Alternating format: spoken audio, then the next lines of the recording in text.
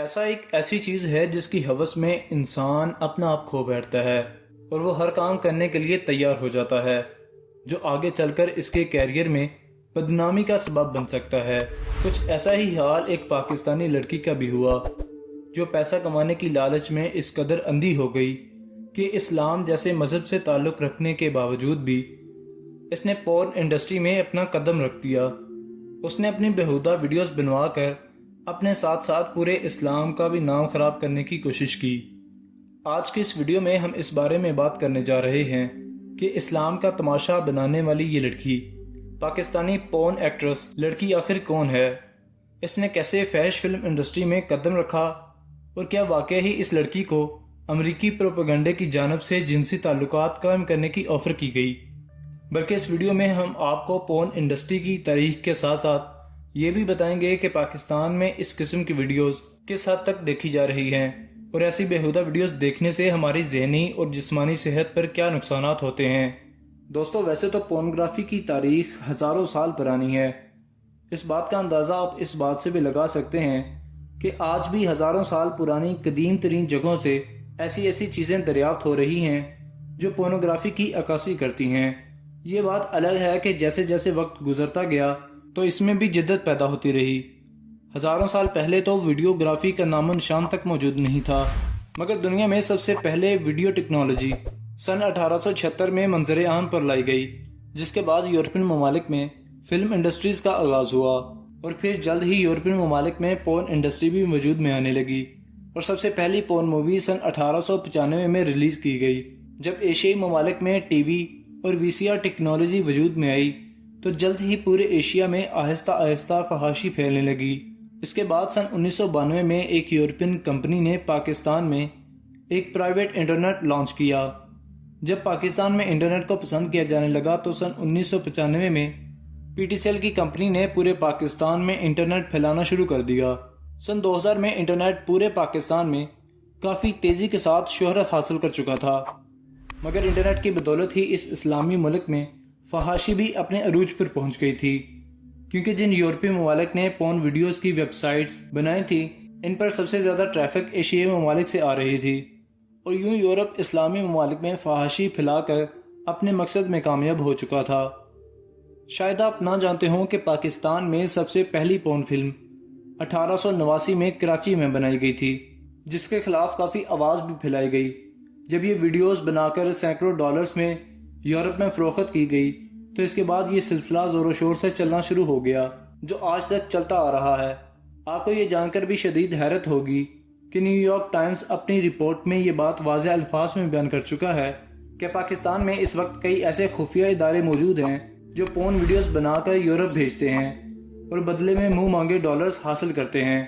دوستو، اب ہم آتے ہیں اس پاکستانی لڑکی کی طرف جو پورن انڈسٹری کی جانب اپنے قدم بڑھا کر اپنے والدین کے ساتھ ساتھ پورے پاکستان کا بھی سر شرم سے جھکا چکی ہے۔ اس لڑکی کا نام نادیہ علی ہے، جو سن 1991 میں پاکستان کے شہر لاہور میں پیدا ہوئی، مگر پیدا ہونے کے کچھ ہی عرصے بعد یہ اپنی فیملی سمیت ایک امریکی ریاست نیو جرسی میں شفٹ ہو گئی۔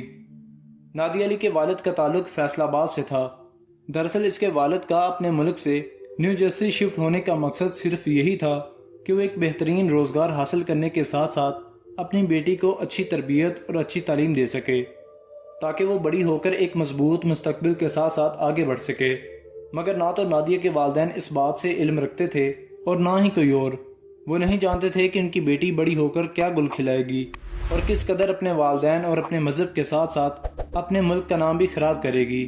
جب نادیہ جوان ہوئی تو یہ سین فرانسسکو میں ایک بیوٹی سیلون پر لڑکیوں کی آئی بروز بنانے کے کام پر لگ گئی۔ وہیں اس کی ایک لڑکی کے ساتھ دوستی بھی ہوئی جس نے ایک دن اسے اپنے ساتھ ڈانس کلب جا کر ڈانس پرفارم کرنے کی دعوت دی۔ نادیہ کو اپنی دوست کی بات کافی پسند آئی کیونکہ اسے بھی ڈانس کا بچپن سے ہی شوق تھا، اور اس طرح یہ دونوں ایک رات ڈانس کلب میں جا پہنچی۔ نادیہ علی نے اس رات کلب میں بیہودہ ڈانس کیا اور ایک ہی رات میں $500 بھی کما لیے۔ اس نے سوچا اتنے پیسوں میں نے سیلون میں کام کر کے پورے سال میں بھی نہیں کمائے جتنے صرف ایک رات میں کما لیے، تو کیوں نہ اسی کام کو جاری رکھا جائے اور خوب پیسے کمائے جائیں۔ دراصل نادیہ کا بچپن غربت میں گزرا تھا، اس لیے وہ اب بے تحاشا پیسہ کما کر اپنے شوق کو پورا کرنا چاہتی تھی۔ بس اس کے بعد نادیہ علی کے اندر ڈالرز کمانے کا لالچ شروع ہو گیا اور یوں یہ دن میں سیلون میں کام کرتی تھی اور رات ہوتے ہی ڈانس کلبز میں گندے ڈانس کرنے نکل جاتی تھی۔ ایک روز اسی کلب میں اسے سینکڑوں ڈالرز میں پورن ویڈیو بنانے کی آفر دی گئی، جسے نادیہ نے خوشی خوشی قبول کر لیا اور یوں سن 2015 میں نادیہ علی نے مکمل طور پر پورن انڈسٹری میں قدم رکھ دیا۔ اس فحاش انڈسٹری میں اس کی سب سے بڑی شہرت اس کا لباس تھا، کیونکہ یہ کبھی دوپٹہ کر کے پورن ویڈیوز بنواتی تو کبھی شلوار قمیض میں اور کبھی حجاب پہن کر اس کی ویڈیوز بھی بنائی جاتی ہیں۔ اس کی ایک ویڈیو ایسی بھی ہے جس میں بطور ٹیچر کا روپ دھارے پہلے پاکستان کا تعارف کرواتی ہے، پھر بچوں کو سبق پڑھانے کے بعد 4 کالے لڑکے اس کے پاس آتے ہیں اور وہ خوشی خوشی ان کے ساتھ وہ ہر گندا کام کرتی ہے جس کے بارے میں ایک مسلم لڑکی کرنے کا سوچ بھی نہیں سکتی۔ آپ یہ بات جان کر حیران رہ جائیں گے کہ یہ اب تک تقریباً 20 سے زیادہ پورن ویڈیوز بنوا چکی ہے اور وہ پہلی پاکستانی پورن ایکٹریس ہے جس نے حجاب پہن کر ویڈیوز بنوائیں۔ کہا جاتا ہے کہ نادیہ کو ڈونلڈ ٹرمپ کے ساتھ رات گزار کر جنسی تعلقات قائم کرنے کی بھی آفر کی گئی تھی تاکہ امریکہ پاکستان کا خوب مذاق اڑا سکے، مگر نادیہ کا اپنے انٹرویو میں کہنا تھا کہ اس نے ایسا کرنے سے صاف انکار کر دیا کیونکہ وہ اپنے والدین کی تذلیل کر ہی چکی تھی، اب مزید اپنے ملک کا نام بدنام نہیں کرنا چاہتی تھی۔ اس کا ایک انٹرویو میں یہ بھی کہنا تھا کہ وہ پورن انڈسٹری سے ہمیشہ کے لیے کنارہ کشی اختیار کر چکی ہے، جبکہ اب وہ نماز پڑھ کر اپنے اللہ سے معافی بھی مانگتی ہے کیونکہ وہ ایسے غلیظ کام سر انجام دے چکی ہے جس کی اسلام میں معافی کی گنجائش نہیں ہے۔ لیکن تمام پاکستانیوں کا کہنا ہے کہ وہ اپنے والدین کے ساتھ ساتھ پورے ملک پاکستان کا نام بھی بدنام کر چکی ہے، لہٰذا نادیہ علی کی اسلامی مملکت پاکستان میں اب کوئی جگہ نہیں۔ ناظرین، سوال یہ ہے کہ پاکستان میں اس وقت کتنے لوگ پورن ویڈیوز کی طرف مائل ہو چکے ہیں؟ وہ نہیں جانتے کہ ایسی گندی ویڈیوز دیکھنے کے بعد ہماری زندگی پر کیا اثرات اور نقصانات رونما ہو سکتے ہیں۔ چونکہ یہ ٹیکنالوجی کا دور ہے، جب سے سمارٹ موبائلز آئے ہیں تب سے ہی فحاشی ایک سیلاب بن کر ہماری زندگی میں آئی ہے۔